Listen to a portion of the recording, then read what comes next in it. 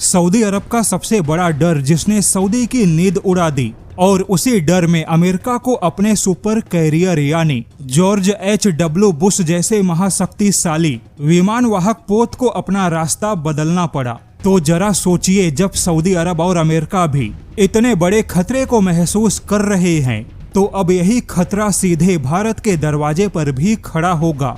जैसा कि अभी तक ईरान और अमेरिका युद्ध में दुनिया के सामने जो भी संकट उत्पन्न हुआ वह केवल हॉर्मुज स्ट्रेट के बंद होने से उत्पन्न हुआ। लेकिन अब हॉर्मुज स्ट्रेट को भूल जाइए, क्योंकि अब दुनिया के सामने बाब अल मंडेब जैसा सबसे बड़ा संकट होगा।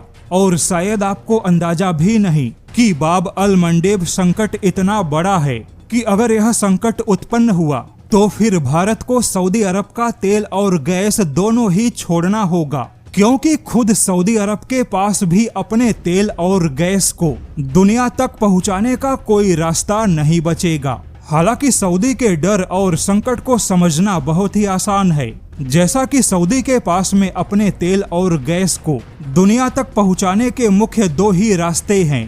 पहला रास्ता फारस की खाड़ी से हॉर्मुज स्ट्रेट होते हुए दुनिया भर में जाता है, वहीं दूसरा रास्ता सऊदी अरब के पश्चिम में यानी लाल सागर से होते हुए बाब अल मंडेब से निकलते हुए बाकी दुनिया में जाता है। लेकिन जैसा कि सऊदी अरब के पूर्व का रास्ता यानी हॉर्मुज स्ट्रेट बंद है, तो ऐसे में पिछले ही हफ्ते भारत और सऊदी अरब ने सऊदी के पश्चिम में यानी लाल सागर से एक सुरक्षित रास्ता बनाने की तैयारियां की। लेकिन अब चिंता की बात है कि बाब अल मंडेब में यमन के हूती विद्रोही सक्रिय हो गए।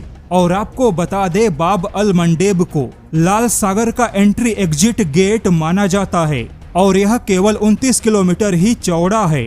अब यमन के हूती विद्रोही जो कि ईरान के समर्थक हैं, वह भले ही पूरे लाल सागर को नहीं संभाल सकते, किंतु जैसा कि लाल सागर से किसी भी जहाज को बाहर निकलना है तो उन्हें इसी 29 किलोमीटर चौड़े बाब अल मंडेब से ही निकलना पड़ेगा। और इस 29 किलोमीटर चौड़े रास्ते में हूती विद्रोही बड़ी आसानी से अपने सस्ते ड्रोन और मिसाइलों से निशाना बना सकते हैं। अब यह खतरा कितना बड़ा है, इसका अंदाजा इसी बात से लगाया जा सकता है कि खुद अमेरिका ने अपने विमान वाहक पोत और युद्धपोत को इस रास्ते से नहीं भेजा। वहीं अमेरिकी युद्धपोत भी यहां से पीछे हट गए और अमेरिका के युद्धपोत और विमान वाहक पोत को अफ्रीका से घूमकर आना पड़ा, क्योंकि अमेरिका को डर है कि हूती विद्रोही बाब अल मंडेब में सस्ते ड्रोन और मिसाइलों से अटैक कर सकते हैं, जिससे कि अमेरिका के $13 बिलियन के एयरक्राफ्ट कैरियर को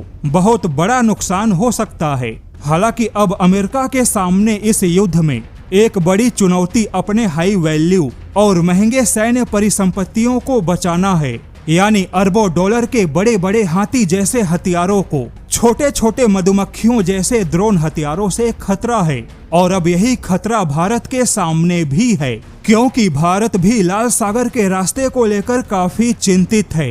भारत ने इसी लाल सागर से सऊदी का तेल उठाने की योजना बनाई है।